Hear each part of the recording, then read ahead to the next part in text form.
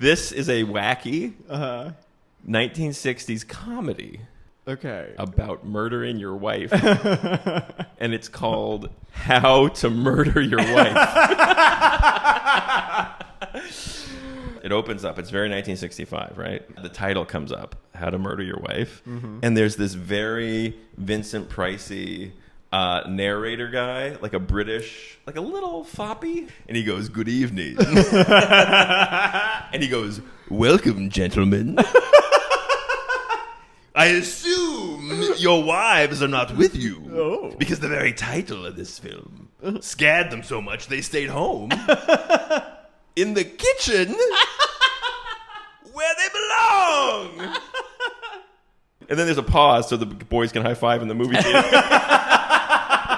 And we realize that the butler is now talking to us, and the butler is the narrator. So he's showing us through the apartment, and here is his wonderful living room, and it doesn't have a woman's touch. Oh. It's just masculine and cool. The kind of room you could have if you weren't married, gay boy. What's he do for fun, you ask? Oh, I don't know. Maybe a little of this. And he reaches into the couch, and he pulls out 2 golden women's high heels. Oh. And he goes, for fun, he wears lady shoes. Excuse me? No. Okay. I'm like, what the fuck? The idea is that he fucked the shoes off a lady. Oh my God. Yeah. That's more impressive. And now we see that he's a cartoonist. Okay. Jack Lemmon is a cartoonist who, for some reason, has to elaborately act. This motherfucker can't just draw. No. He has to see photographs of himself doing the thing that he's drawing about, which will come up later. Great. She's the most beautiful blonde lady you've ever seen. Mm-hmm. And she's 1965 blonde. She's lying. She's asleep in his bed. He's over there sitting by the bed. He's looking worried. Like, what did I do? Uh-oh. And he's like, oh, shit. And she wakes up and he goes, look, we both got really drunk last night. Mm-hmm. Oh, no. And then he goes over to her body while she's still asleep, and he sees that she's wearing the ring that he had. Oh. That the guy whose engagement was off through at him. She's wearing the ring. And she wakes up. He's like, wake up. He's like, look, I'm everyone's favorite bachelor with a butler, and I have a very specific lifestyle. Mm-hmm. Here's what happened last night. I don't know if you remember what happened last night, but we both got really drunk. Mm-hmm. We got so drunk, I asked you to marry me. And remember the drunk judge? The judge married us. Oh, boy. He's like, we're married. You're the hottest lady I ever saw jump out of a cake. But I never wanted to get married. Me and my bachelor have this whole we hate women thing going. Mm-hmm. We're bros before everybody. Yep. And butlers before bitches, buddy. That's how it's done. He's like, I'll give you half my shit, I guess. I just want to get out of this. I'm sure that you'll understand. I didn't mean to do this. I'm so sorry. It's nothing about you. You're a great cake lady. But I'm sorry, right? And then she looks at him and she smiles and she starts speaking Italian. Oh. She does not speak a word of English. And he's like, I'm stuck with this Italian cake lady. What do I do? But here's the thing. All of the little mishaps, the light bulb, the red sauce spill, the other example, all of his little mishaps that he has when he hates being married, he's now changed the comic strip from Butch Bradigan, secret agent, to the Bradigans. So now but then America loves this new comic strip about the husband whose Italian wife torments him. They love this even more than the original comic strip. Yeah, yeah. The final straw is she bursts into the men's club and she's like, oh, honey, there you are. I thought you were cheating on me because the lawyer's wife said so, but I'm sorry and I love you. And then the president of the men's club comes in and he's like, look, we have rules here. There's not been a woman in this club for 200 years.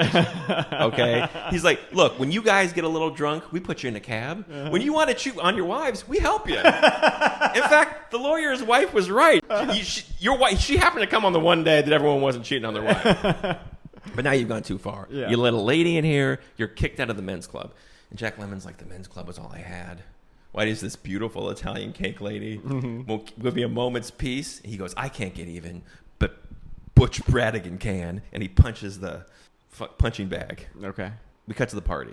He drops a drug in his wife's drink. She drinks the drink. She starts dancing on the piano. Okay. And everyone's like, yeah, sexy lady dancing on the piano. And he's looking up at her like, you're going to die. And we start to think, like, I think he's going to kill her. Yeah. I think he's really going to kill her. Because the thing is, he's acting it out. is he just going to pretend to act it out, or is he going to really do it? Right. So she's dancing around, and everyone's like, woo, and then she just passes out. He puts her over his shoulder, fireman style, and he takes her up to the bedroom. Then he opens up a big chest. There's the mannequin that looks like her wearing her coat. He takes that to the roof. He has this remote control, and he uses the remote control to control the giant construction site crane. Oh, because it's the most powerful remote in the world. But I think in 65, we just invented them, and we're like, I guess they can do anything. Yeah. Like, you know how in the 80s, a computer could just do whatever? Right. Like, it could make a lady. Make pancakes. We weren't sure what computers did. They were like, I guess in the future, remote controls can control construction equipment. Yeah. So he takes the crane with the big... It was like one of those cranes where it's like a big crane with a chain and like a big bucket thing. Oh, yeah. Love those. And he walks over there on like one of the metal... He goes on the girder. He gets in the bucket with the mannequin. And now the butler is across the street taking photographs. Because, of course, he has to do this for his thing. Yes. He takes a photograph of him... This really, if he just didn't have this overly elaborate cartooning thing, it would have been so much easier. Yeah. If he was just better at drawing. Right. This whole movie didn't have to happen. Yeah. If he could just use his imagination to draw with. Yeah. So he drops the mannequin into the big hole where they're going to pour the cement. And then he's like, all right, I got the photographs. So we're like, okay, he's not a murderer. He just needed it for the comic strip so he could feel better about how much he really wants to kill his wife and hates her. Yeah. I guess that's okay. He falls asleep putting the finishing touches on the drawing. She wakes up from the sedative, the beautiful Italian. She comes downstairs, sees this that he did a comic strip about murdering her. Uh-oh. Takes the ring off, says, I've got some pride. Maybe I'm just an Italian cake lady. But go fuck yourself. She hightails it out of there, right? But then... the construction guys from the construction site, they're like, they're reading the paper because people love this cartoon, and they're like, oh, this is clearly our like, he's so good at drawing. They're like, yeah, this is clearly our construction site where this happened. There's like a drawing. I'm in the drawing. Right. The guy's like, oh, there's a lady in here. But they already filled in the concrete, so they can't find her. But they're like, oh, this really happened. This is real. Oh. They go and they arrest him. They put him in jail, and his lawyer friend is in the cell with him. And he's like, dude, you murdered your wife, and then you admitted to it in a comic strip that went all over the world. He's like, I'm your best friend and your lawyer?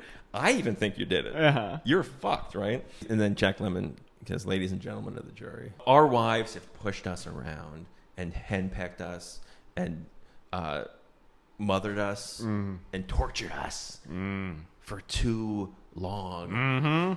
He's like, you know what? And you know what, guys?